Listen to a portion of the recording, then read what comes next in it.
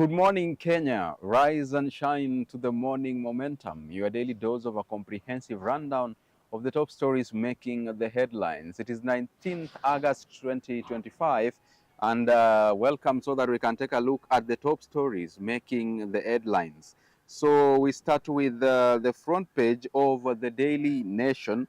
UDA Raila MPs meeting fallout. Now, a plenary session to review the party's 10-point turned stormy. The inaugural joint meeting of ruling coalition and ODM MPs was marred by controversies after President Ruto and ODM leader Raila Odinga put the lawmakers on the defensive. The president, for the third time, publicly condemned the bribery in parliament, vowing to have corrupt MPs arrested, while Raila insisted legislators should run CDF kitty. With the poisoned environment, the forum ended prematurely, and that story is beefed up for you on page 4 and page 5 of the Daily Nation this morning. On page 2 this morning in the health sector, patients stranded abroad after 30-day SHA pay freeze. Ailing Kenyans can't access social health authority cash. And on page 6 in politics, what awaits Gachagua on return from the U.S. tour. Now, former Deputy President Gachagua set to fly into a political storm on Thursday. That story is beefed up for you on page 6. Now, on page 3, man's search for Chinese father ends in sadness. Now, while growing up, Brian Lian persistently asked his mother about his father, but she kept the secret to herself. A breakthrough would come years later after Lian graduated from university. Except the joy for the 25-year-old finding his father would be short-lived. That story is augmented for you on page 3. And in matters sports, youngsters who are driving Harambe's Chan campaign. Now, through their gift and personal flair, goalkeeper Bain Omondi, striker Ryan Ogam, defender Sylvester Owino, midfielder Austin Odhiambo, and centre-back Suleiman Mansour have been central to Kenya's progress. That story is augmented for you on page 35. Now, let's delve into page 2 of the Nation this morning. Hundreds of patients trapped as health ministry holds 500,000 SHA overseas treatment package. Freeze effectively blocks access to the 500,000 treatment package promised by the Social Health Authority. The suspension is temporary, pending the finalization of a framework to manage overseas treatment, Health Ministry says. Now, on page 3 this morning, blow of fate. Man's search for Chinese father ends in heartbreaking twist. Content officer says his perspective has changed and he now embraces who he is. Brian Lian, who has both Kenyan and Chinese heritage, learned that his father, who was deported, had passed away. Now, picture this. You are growing up in the rural parts of Ukambani in Kenya. As a young boy, you know nothing except your name and your mother's. Nothing about your father. Then suddenly, a child much older than you shouts Muzungu or Mchina. You are left confused. This is the story of Brian Lian. Now, on page 3, Nairobi Hospital admits rift with insurers. Nairobi Hospital has admitted that its standoff with insurance providers is affecting operations and causing anxiety among patients and the public. In a media address yesterday, chairman of the Kenya Hospital Association, Dr. Buckley Onyambu, the membership body that manages the Nairobi Hospital, said that the disagreement with the insurers stems from conflicting priorities. He said that while insurers prioritize affordability and access, the hospital is out to ensure quality care. That story is augmented for you on page 3 of the Nation this morning. On page 4, revealed fallout at Ruto and Raila joint MPs meeting. Upset lawmakers heckle principals, ignore invitation to attend the plenary to agree on the implementation plan of the 10-point agenda and turn down tea offer. Parliamentary group meeting turned stormy due to the leaders' sustained accusations of bribery against the National Assembly. Now, President William Ruto and ODM leader Raila Odinga yesterday stared down at hostile MPs when a joint parliamentary group meeting turned stormy due to sustained accusations of bribery. Dr. Ruto and Mr. Odinga said that the corruption in parliament was no longer acceptable. Their remarks upset senators and members of the National Assembly from the President's United Democratic Alliance and ODM, who had gathered for the inaugural joint parliamentary group meeting at KCB Leadership Center in Karen, Nairobi. Some lawmakers openly heckled the two principals, infuriated by the anecdotal illustration of the bribery schemes in the House. Mr. Odinga's insisted that MPs have no business running the National Government Constituency Fund kitty, further angered the lawmakers. Some walked out before the meeting ended, and that story is beefed up for you on page 4 and page 5 of the Daily Nation this morning. Let's take a look at page 6. Challenges Gachagua faces on his return. While in the United States, Mr. Gachagua made grand accusations against President Ruto. Now, former deputy president is expected to infuse fresh momentum in opposition politics. Now, here is possible challenges he might face as soon as he lands. Number 1 is possible arrest. Number 2 is anti-Gachagua brigade in Mount Kenya. Number 3 is crackdown on his public meetings. Number 4, DCP versus DP political war front in Mbeere North. Number 5 is the third force poaching. Number 6, Uhuru Ruto reapproachment. And number 7 is DAPK rivalry. Number 8 is opposition lull. Number 9, money and foodstuffs enticement. And number 10, churches, musicians, and comedians split. That story is augmented for you on page 6 if you want a comprehensive explanation of the potential challenges Gachagua could face upon landing in the country. Let's take a look at page 8. Ex-Siaya Assembly clerk mistakenly shot dead. Guard who had accompanied Olwero said his boss was shot in the chest after altercation with an officer. Olwero was responding to a distress call from his bar's manager when he was shot. Former Siaya County Assembly clerk Felix Olwero response to a late-night distress call from his bar ended in tragedy on Sunday night. The White House Resort in Alwala, Kisumu County, a modest but well-known establishment, had suffered at least 5 burglary attempts. On a Sunday night, it was targeted once more. Upon receiving a call from the bar manager reporting a break-in, Olwero rushed to the scene accompanied by 2 night guards from his home. The resort's in charge, Jessica Awuor Okech, had also alerted patrol officers from Kombewa. According to one of the guards, Kevin Mwanzu, they took cover behind the building to assess the situation. 4 men in civilian clothing then arrived on a motorcycle. The men they initially assumed were the suspected thieves. I quote, "A blackout had just occurred. One of the men approached my boss and a confrontation ensued. The man then fired a shot into the air," Mr. Mwanzu recounted. Moments later, the man turned the weapon on Olwero, shooting him in the chest. He died instantly. That story is on page 8. Let's move on and take a look at page 10. Junior school tutors demand autonomy from primary level. While Kuppet supports the autonomy demands, NAT has dismissed them. Teachers say junior school needs are being overshadowed by those of primary section in the current structure. The story is augmented for you on page 10. Now, let's move on and take a look at page 12. Cyberbullying threat to judiciary, CJ says. Now, 5 judges colloquium begins in Mombasa with the theme Digital Transformation, Technology and the Law. Now, Chief Justice Koome warns rising attacks could undermine judicial independence. CJ Martha Koome has decried the rising cases of cyberbullying against judges and judicial officers over the past year. The CJ said that while social media has become an important platform for dialogue and information, it is increasingly being used to undermine the dignity of judicial officers.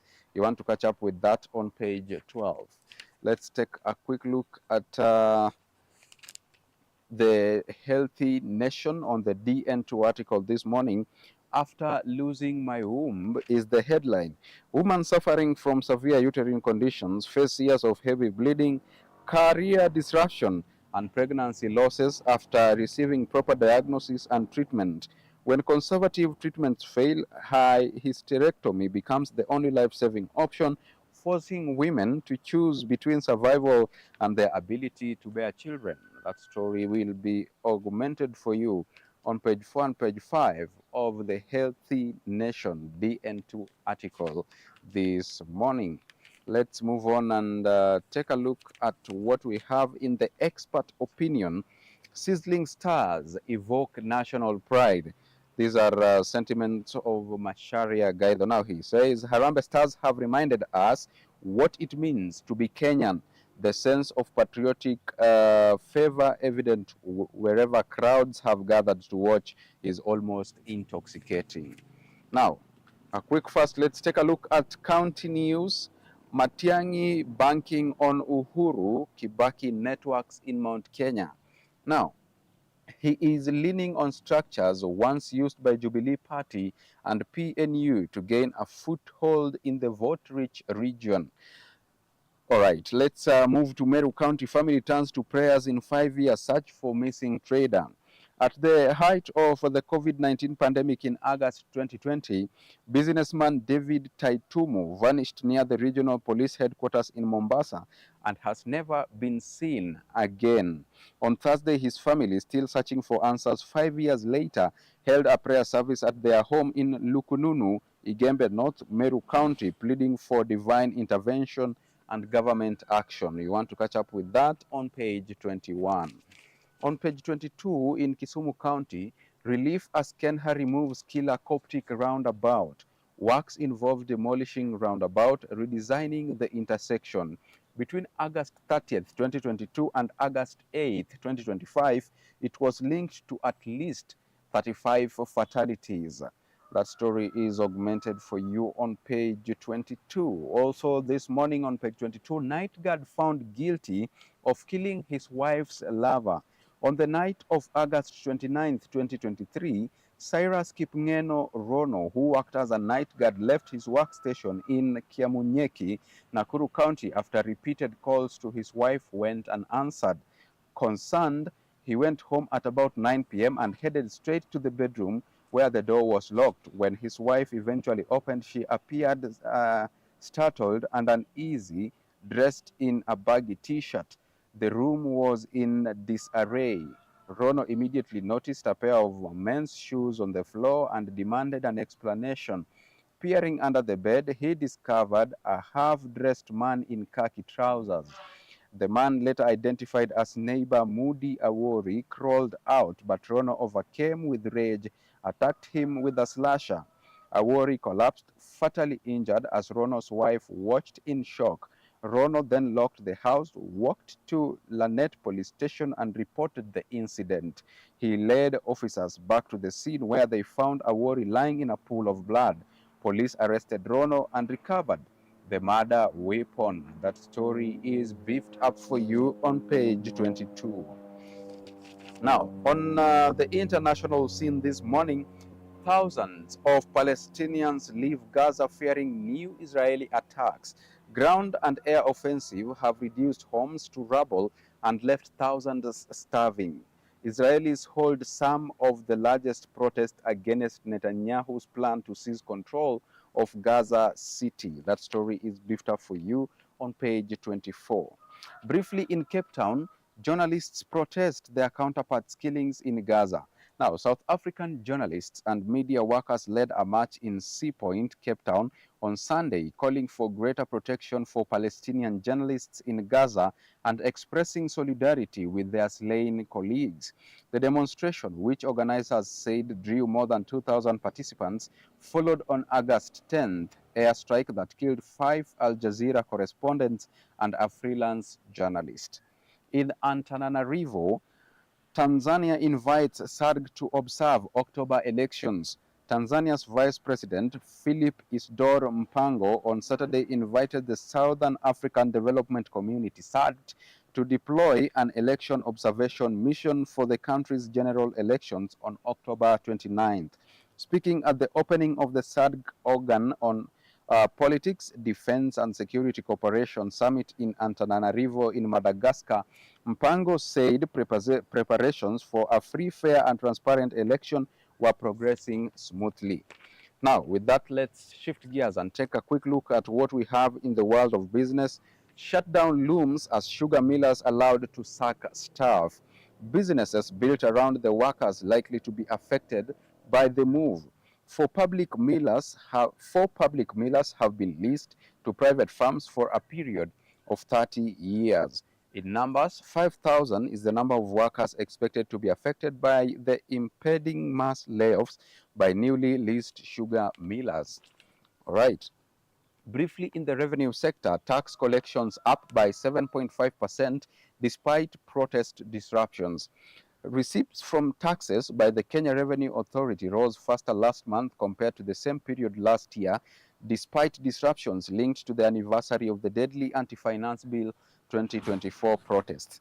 Data from the National Treasury shows that tax receipts grew at 7.5% in the opening month of the fiscal year to reach 171.5 billion shillings from a growth of just 2.8% previously to 159.5 billion.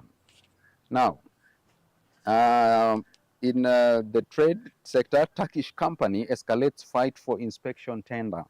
Now, the fight for a multi-billion tender by the Kenya Bureau of Standards for the inspection of goods destined for Kenya has now moved to the Court of Appeal. Turkish firm TUV Austria TAC moved the appellate court seeking orders to stop the award of the lucrative tender to Quality Inspection Services Inc. Japan. This is after their suit at the High Court was dismissed on technicalities. Right. Let's move on to some sporting action and take a look at what's happening in the field. We start with the East Africa Secondary School Games. Now, St. Anthony's Tigoi stay in hand for hockey title. Kakamega hosts the region. Kenyan side Musingu High also humbles Uganda's Mbarara in boys hockey contest. Now, in matters football, Diarra restarts damages claim against FIFA and the Belgian FA. Now, former France midfielder Lassana Diarra is restarting legal proceedings seeking 65 million euros in damages from FIFA and the Belgian FA after the European Union's top court ruled in October that some World Football Body rules breached EU laws. FIFA handed Diarra a fine of 10 million euros after the former Arsenal, Chelsea and Real Madrid player left Lokomotiv Moscow 1 year into a 4-year contract in 2014. Now, on page 35, it's all about the 2024 African Nations Championships. The headline, the youngest stars driving Kenya's charge. Harambee Stars defies skeptics to finish top of Group A and beaten with 10 points ahead of Morocco and DR Congo. So you want to catch up with what they are saying and their stories beefed up for you on page 35. On the cover page this morning, how McCarthy is turning stars into title contenders. Since taking over as Kenya's coach 6 months ago, Stars' good run in CHAN has earned him praise. Now, in his first press conference after signing a 2-year deal with the Football Kenya Federation to take over as Harambee Stars coach on March 3rd, the 47-year-old South African football legend Benny McCarthy vowed to take Harambee Stars to new heights. Now, exactly 170 days into the hot seat, many Kenyans are of the view that McCarthy was God-sent. The former Manchester United fast forwards coach has guided Harambee Stars in 8 matches, winning 4, drawing 3 and losing 2. but it is Harambee Stars' impressive performance in Group A of the 2024 CHAN, dubbed Group of Death, that has earned him more praise from Kenyans and the players as well. So with that story of Benny McCarthy, we come to the tail end of today's session of the Morning Momentum. Thank you so much for keeping us company, and our heartfelt gratitude also goes to all those who made this broadcast a success. Behind the lens this morning has been Elias Muchina, and the Chief Controller has been Penina Washera. See you again on Wednesday, that is tomorrow, at the studio, same time. Until then, do have a beautiful Tuesday ahead of you. Bye-bye for now.